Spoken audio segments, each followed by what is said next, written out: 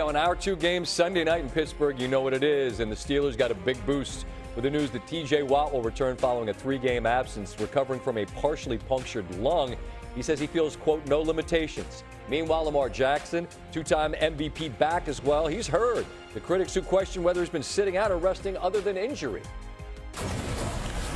You know, I was really hurt. Like, I don't know why I got to get questioned about, or I hear things about, oh, I don't know if he really, like, I never quit on my team before, you know, so I never quit anything, to be honest with y'all. So, unfortunately, I couldn't, you know, avoid that injury. You know, what had happened, we got the win in Green Bay. I'm looking forward to play Sunday, so it is what it is. Yeah, Lamar, they said that you had fallen asleep at meetings. How would you respond to that? Do you think Harbaugh let me fall asleep in his meeting? That's crazy. That's crazy. I'm right in the front. Like, man, I don't know, man. It is what it is, though. Like I said, it's just noise. Fans football. Fans do ask, like, does Lamar want to be here? Is he where he wants to be? What Absolutely, man. Absolutely. Absolutely. Absolutely. I don't even know where that come from. right. We're going to be welcoming in a new audience here in just a moment, so we don't have as much time as perhaps we thought we would have. Swag, you were passionate Monday about not wanting to hear about what he was being questioned about. He's healthy and he has an opportunity to play. What do you expect to see from Lamar Jackson Sunday night? I expect him to compete at a very high level. I know his makeup. We've been around Lamar long enough to know that he's an uber competitor. I don't think you get that good at playing football if competing is not something you love to do. With that being said, I think Baltimore needs to implement a lot of what they did against Green Bay. like, don't lose focus. Don't lose focus. I'm glad he's back, but Derrick Henry back there, which is something that was supposed to not only enhance this football team, but enhance Lamar Jackson and his performance as well. And look, I don't care who you are. I don't care if you the Pittsburgh Steelers. I don't care if you the New England Patriots or somebody sitting at 1 in the AFC. Lamar Jackson being on the field is a problem. They don't know if he's healthy or not. They don't know what he can do to hurt him. And RC talked about Huntley and his legs. I don't know if Lamar Jackson can run as well as he can. But I know if I sat in a defensive meeting room that week where all the chips were on the table and they said Lamar Jackson was playing, my mind would change. Yep. I don't give a damn if it was Tyler Huntley or whoever was playing behind him. If they said Lamar Jackson is going to be up and play, we're going to prepare for the Lamar Jackson that we've seen devastate people over his career. And I can't wait to watch it. I can't wait to see what Lamar's response is. I do agree it should be predominantly Derrick Henry and a healthy dose of him and Ricard leading the way. But he's been criticized very aggressively by the Baltimore Sun article, and you see him right there. What is the response going to be, right? Are we going to see – be careful you poke the bear now. He's still got some incredible talents and traits. We could see a little Lamar Jackson fun time. I don't know. I agree. And look, there's so many storylines that are baked into that, including the two most tenured coaches that have played against each other for decades now, and what direction things might go based on the result of that game. More to discuss as we continue here on NFL Countdown. We visited with Rico Dowdle earlier this year in advance of their Monday night game. That was a loss out in San Francisco. But he left Dallas, believed in himself, got an opportunity when Chuba Hubbard went down, and he has run the rock very effectively this season for the Panthers. As we greet you from the Hudson Square Studios alongside Ryan Clark, Jason Kelce, and Swag down there. You want to let the people in the ABC audience see your arm thing you do? Yeah, this professional swag. That's how you do it. No, he didn't want to do that. He said he was going to start this part of the show differently because it's ABC. I think he feels that ABC. I'm going to do the RC. This is the RC. You're giving him your network swag? RC so cute, he be doing this right here. Hey, by the way, my wife is here, and I told her, I was like, look, this is real business. Like, when I come to work, I come to work. And right now, y'all making what she's saying about me true. She's like, you just hang out with your friends. That's kind of, that's all we've done all day. It's mostly. We got a good television. Shall we do our job? Shall we show your wife that we actually do work? Yeah. Sure. Let's do the work that we came here to do. The work for the Panthers is very direct and to the point. The scenario is, if you win today, you will be the NFC South champion.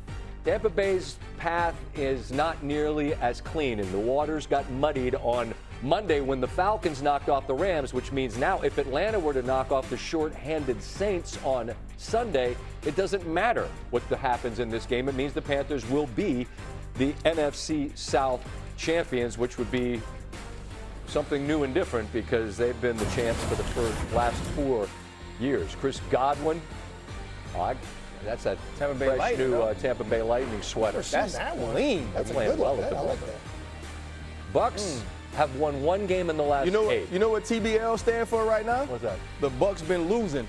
That's well put. Man, Their quarterback's trying to put the turnovers and the losses That was in quick. the rearview mirror. shots fired. You have to have a short memory, and I do. I know what the priority is, and that's winning Saturday. To be able to completely forget what's gone on, no, it's being the competitor I am. I'm frustrated with where we're at, but I'm able to, compartmentalize and be able to focus on Saturday. We've made this bed. We understand that. We can't do anything on Sunday unless we win on Saturday. So what?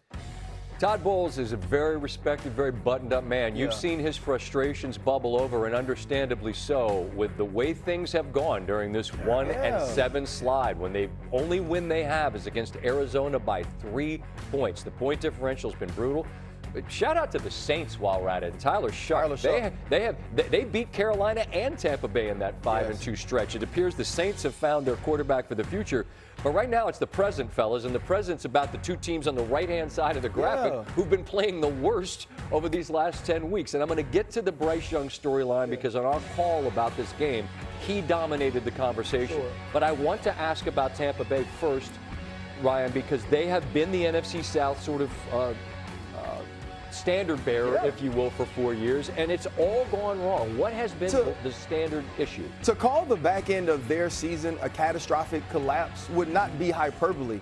This is the team that early on in the season, all we could say was positive things about the way this defense was pressuring, the way Baker Mayfield was raising the level of play of everyone, even in the midst of injuries. And the last 8 weeks, they can't consistently play well. They can't consistently protect the ball. They're not stopping people from making explosive plays on offense. And anybody who's ever been around Todd Bowles knows how meek he is, knows how humble he is. And for Todd Bowles to be speaking like Bruce Arians in a post-game press conference means that the stuff done hit the fan. And that's exactly where this team is. And it can all end today with the loss to the Carolina Panthers, who, thinking back to the beginning of the season, you never expected to be in this position. That defense, I know you had much respect for when you played, but when you look at them, what are you not seeing right now, Jason? Well, I think when you deal with Todd, he can be overwhelming with the blitz and with everything he can do defensively, with the different formations. He'll be 4 down, 5 down, put a 6-man front in the middle of the field.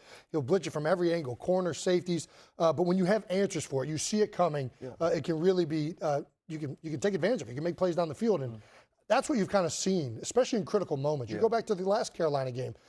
They made some big plays in critical moments. Todd came after him in critical moments. End of half, big play to Teteroa for a touchdown right before the half. Then right here. And this was a great check. They get to a 7-man protection. And they get to Teteroa. This way, and then at the end of the game, it's right down here on the right side. So it's Bryce had good answers last game, and they burned him, and they ended up winning off of those big plays. Swag, we see Bryce make a couple of plays there. I know you mentioned earlier, like their ability to run the ball could be significant today, but it would be almost impossible to overstate how significant these 60 minutes of football are for their quarterback. Lasting impression. RC's been on it all week talking about what this means for Bryce Young. What it means for me is the decision makers, you always, as a football player in the NFL, you always want to make it hard on your organization to see life without you, and especially at the most important position on any franchise. And Bryce has been through his ups and downs. We applauded him for the bounce back, but we also talked about the inconsistency in his play this year, right? And we know that this league, we gonna break down defense, we're gonna talk about running backs, we're gonna talk about the coaching. This league is determined by the guy that touches the football every play, and the importance in which he means to every single thing that happens. So Bryce Young has to carry the weight. When they take you first overall in the NFL draft, it means the franchise is on your back. I don't care who you are. And we've seen it go positive ways and negative ways. Bryce Young, in this situation, has a seminal moment. This is a defining game, which very rarely you have that opportunity pre the playoffs to make this organization determine who you are. They've alternated wins and losses since the 19th of October. That back and forth would say they're due for a win today. But Ryan, even if Young were to play to his ceiling today, even if he did, the gap between the ceiling and his floor is so massive. Can you organizationally say, here you go with a big pile of money? That's the problem right now with Bryce Young is you need him to raise his floor. Yes, so I want to see what I saw against the Atlanta Falcons, and you throw for 450 yards and 3 touchdowns, and you win the game in overtime. But in a game that's extremely important against the Seattle Seahawks, you can't have a 54-yard day. It can't be a day with no touchdowns and 1 interception. We can't look over to